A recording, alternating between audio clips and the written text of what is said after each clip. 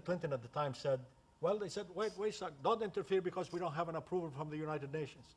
He said, the heck with the approval from the United Nations. We are going to stop the genocide in Bosnia, period. And guess what? It did.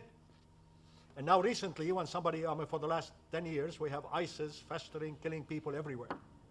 We have now a Department of Defense that says, this will end. And guess what? Within a year, it stopped.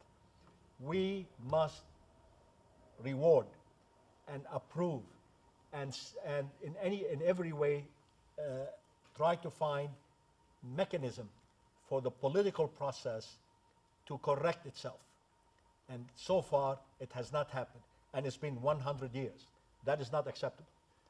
Your words. Yeah, well, I fully agree with you, because anytime a country or individual issues a blackmail, it's very wrong to submit to that blackmail, because that will only encourage the blackmailer to continue his wrong action. Let me just add a little piece of information on the French example, please, which you correctly gave. Please. The Turkish government immediately withdrew its ambassador from Paris, yes, as a reaction to the French recognition. Within few months, the ambassador was sent back. Of course. Because it's not in Turkish interest not to have an ambassador in Paris. Of course. Number one. Number two, the Turkish government announced a series of boycotts of French products, and they even changed the name of French fries, as ridiculous as that sounds. Yeah. But the surprising consequence is that since the French recognition of genocide, trade with Turkey not only has been restored, but it has doubled or tripled. Exactly. Because Turkey needs that trade. And so and the Frenchmen, by the way, are eating more French fries. Right. And so are the Turks. So are the Turks. And driving French cars as they did, and, yeah, and French chocolate. And I even wrote a column saying, I hope they don't ban the French kiss. Okay, let me talk a little bit about the history between Turkey and Israel. In 1949, the Turks were very concerned about pan-Arabism. They were scared of it. So was the state of Israel. They wanted to put some kind of a coalition in order to fight Arab nationalism, which at the time was Arab radicalism. So they got together. Tremendous cooperation.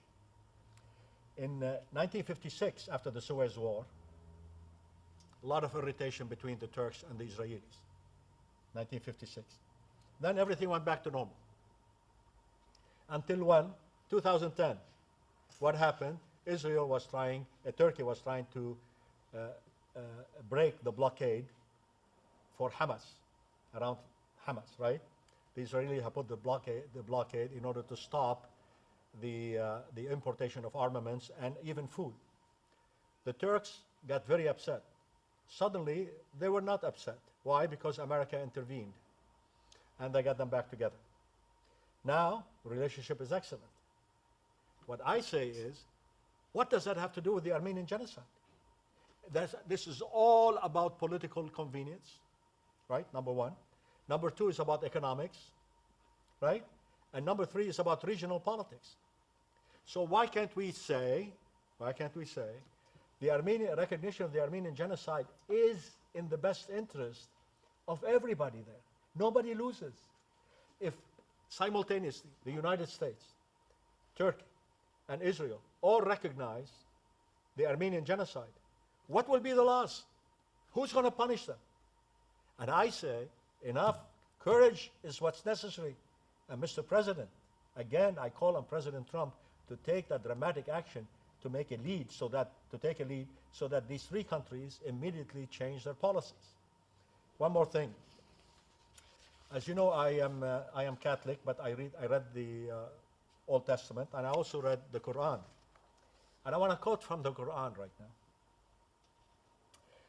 The fundamentalist approach by the young Turks was basically says, we want a Turkic state, an Islamic state, and almost everybody is on the outside. This has changed dramatically. The whole world is against this, right? But there's something I want to read to you from the Quran, if I may. And basically it says, this is from the Quran, the surah and the ayah, 92, 190. Fight in the cause of God those who start fighting you, but do not transgress limits or start the attack, for God loves not the transgressor. This is from the Quran directly. And I would like to know what transgression Armenian kids and women did to the Turks. What was that transgression? So even from a Quranic verse, you cannot possibly justify the unbelievable horror that the Armenians had to suffer. What do the women and the children have to do with transgression? And the men, they were all shot. What did they call for? More democracy, more education, more progressive thinking on part of the Ottomans. And it was a system that was in total decline anyhow. And then they lost the war, and suddenly they were split up. The imperative here is, from an Islamic religious standpoint, it cannot be excused, must not be excused. And one last, this is Surah 8 and Ayah 61. But if the enemy is inclined toward peace, do thou incline toward peace. The Armenians don't want to fight the Turks anymore. There are some Armenians still living in Turkey, right? Mm-hmm. What they want right now is peace. And the most important element in the peace is restoring the dignity of the Armenian people. Thank you. Thank you for coming. I enjoyed the conversation. I hope I did not cause, I should say, too much rancor in your emotions right now. So thank you very much. Reina, thanks for staying up to join us. I enjoyed everything you said. And I salute you, and let's make sure that the American government does what is right.